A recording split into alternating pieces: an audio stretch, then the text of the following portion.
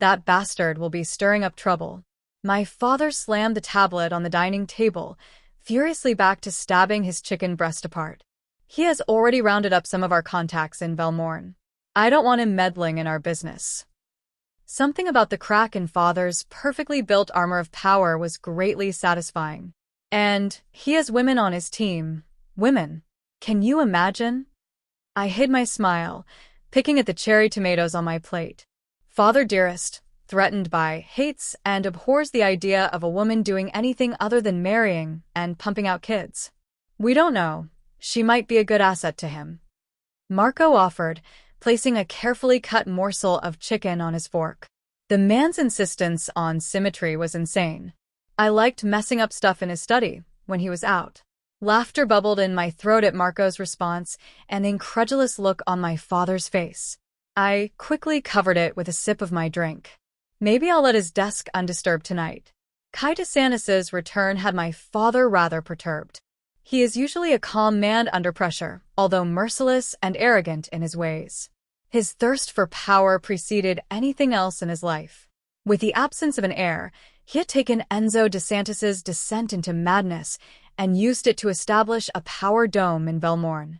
It had taken him years of hushed conversations, bribes, and crude deals to turn people to his side. I didn't know the details, but I knew my father was no more than a snake. But Kai's return had shaken that foundation. It was evident. And now my father was working overtime to stop the cracks from turning into full-blown earthquakes. I hope that's Diet Coke, Leyla. And the laughter's gone. My fingers clenched around the fork on their own accord. It's ridiculous, really. I should be used to my father's offhanded remarks about my weight. They've been showered on me for years. But somehow, they still manage to strike me like I have been slapped. And I should know, because he has slapped me too. I muttered a yes, father, and he went back to talking to Marco, unbothered by the effect his words have on me. Unable to enjoy my dinner anymore, which wasn't enjoyable to begin with, I wiped my mouth and left the table. Maybe I will eat the bland chicken salad with the low-calorie dressing some other time. My father wanted a son, which is no surprise since he was the leader of one of Denver's biggest crime families. He wanted someone to whom he could pass on his empire, his anger issues, and his misogyny. It's too bad my mother passed away before she could give him a boy. But now that I have been in direct line of my father's fires for more than 16 years, I can safely say she dodged a bullet. For 16 years, I have been father's biggest liability. He couldn't wait to introduce me to society at 18. I had quite a few suitors.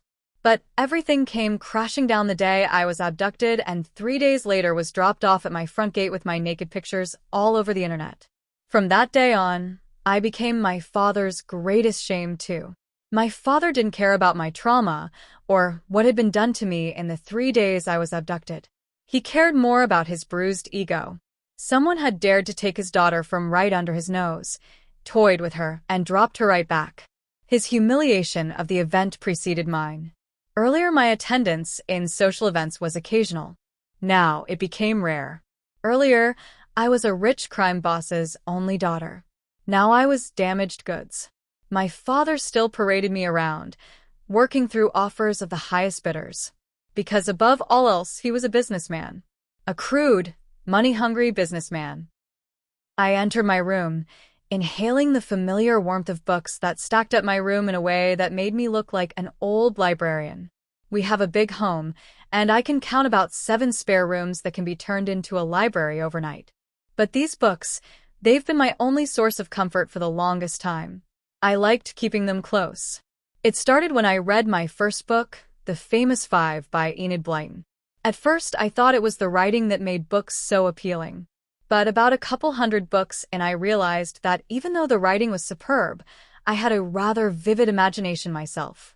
It is how I found out that I may have hyperphantasia. As I read through the events happening in the books, I could picture them in my head. So much so that I felt I was there. It was a welcome escape, considering my personal life was a steaming pile of shit.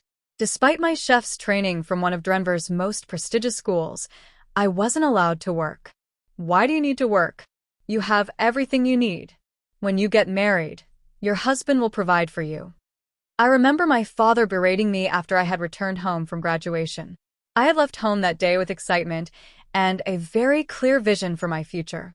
I had an internship letter from Celestia, a luxury hotel and restaurant in the heart of Denver. But that vision was ripped apart. I did have everything, but freedom wasn't one of them. As if on autopilot, I went through the motions of showering, brushing my teeth, and changing into some pajamas. But instead of resuming my vicarious romantic adventures with the book that lay on my nightstand, I pulled up my tablet and searched for Malachi Kai DeSantis. He had piqued my curiosity. Not only did I have questions about the man who had my father's metaphorical panties in a twist, but I was also curious about the jolt I felt when his hand met mine. Articles upon articles popped up, announcing the death of Enzo DeSantis and Kai's return. The end of a reign and the start of a mystery. Tycoon's son resurfaces after 10 years. Father dead, son returns. Can the prodigal heir handle the family's dark legacy? A troubled reign ends and new one begins. Son returns after Tycoon's death. Seemed like not a single publisher was able to find a recent picture of Kai. An image from 10 years ago was used in every one of them. He wore a white shirt and black pants as he spoke into the mic at some event. Hair a little tousled, a wide smile making way for a dimpled cheek on his clean-shaven face. And while his whole profile dripped of luxury, no one could tell he was the heir to a criminal empire. He looked like he could charm the pants of any woman. But the man I saw 3 days ago, that man looked nothing like the one in those pictures. I get that someone's appearance can change a lot in a decade. The new Kai looked like someone had snatched the life out of him. The casual, fun shirts were replaced with dark suits. The tousled, dark hair was now combed back in style, and the clean-shaven face was now covered in neatly trimmed stubble. But none of it took away from the fact that how devastatingly handsome he was. Both then and now. Then he looked like a good man to sit down and have a drink and good time with. Today, he looked like he would snap your neck without giving it another thought and finish that drink over your dead body. Satisfied that I had scoured every article available, I let out a breath and placed the tablet back on my nightstand. The blue light had left my eyes dry, and yet, my mind still buzzed with thoughts of Kai DeSantis, the man who had somehow gone from a charming, privileged heir to someone who looked like he had crawled out of the depths of hell and was on his way to make the world his kingdom. Shaking my head, I reached for my book instead. It was a fantasy romance, the kind where the hero was more Dark Knight than Prince Charming, dangerous but devoted, ruthless with the world but soft only for her. I flipped to where I had left off, my fingers automatically tracing over the words as I settled into the familiar world. I read page after page, marking lines I loved with small post-its. The heroine, small in comparison to the towering, brooding warrior, was trapped between him and the cold stone wall of a castle chamber. His hands were rough, his breath hot against her throat as he claimed her with a kind of raw, possessive hunger that made her legs tremble. Heat prickled at my skin as I read. The scene unfolded in my mind like I was watching it play out in real time. Every movement, every whispered word, every sinful promise felt startlingly real. I could practically hear the rasp in the hero's voice, feel the press of his calloused fingers on my skin, the weight of him caging me in. I swallowed, my face burning. It wasn't real. It was just a book. And yet, my pulse refused to settle. I forced myself to push through another few pages before shutting the book and placing it back on the nightstand, the lingering haze of the scene still simmering in my veins. With a deep breath, I turned off the lamp and pulled the covers over me. Sleep didn't come easily at first. My mind was still tangled in the fantasy, the intensity of it, the way the heroine had been utterly consumed by the hero's touch. But eventually, exhaustion pulled me under. And that was when the dream came. I was back in that dimly lit castle chamber, my back pressed against the cool stone wall, the heat of a man's body trapping me in place. My breath came in shallow pants, my pulse hammering against my ribs. Large hands gripped my waist, rough fingers tracing possessively over my skin. A deep voice murmured dark, sinful things against my ear, lips brushing my throat, igniting something deep inside me. But something felt different. Wrong. The hero was supposed to have golden hair, eyes like fire, the charming smirk of a rogue. But when I finally looked up, it wasn't him. It was Kai. His dark eyes smoldered with something dangerous, something that made my stomach clench.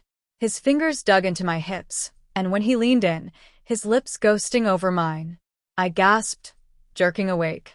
My heart slammed against my ribs as I sat up, my breath ragged, the dream still clinging to me like a second skin. The room was dark and quiet, the only sound my own uneven breathing. What the hell was that? I pressed a trembling hand to my chest, trying to steady the erratic beat of my heart. It was just a dream. Just a stupid, meaningless dream. And yet, as I fell back against the pillows, my pulse refused to slow, and a single, undeniable truth settled in the pit of my stomach. Kai DeSantis was slipping into my thoughts far too easily.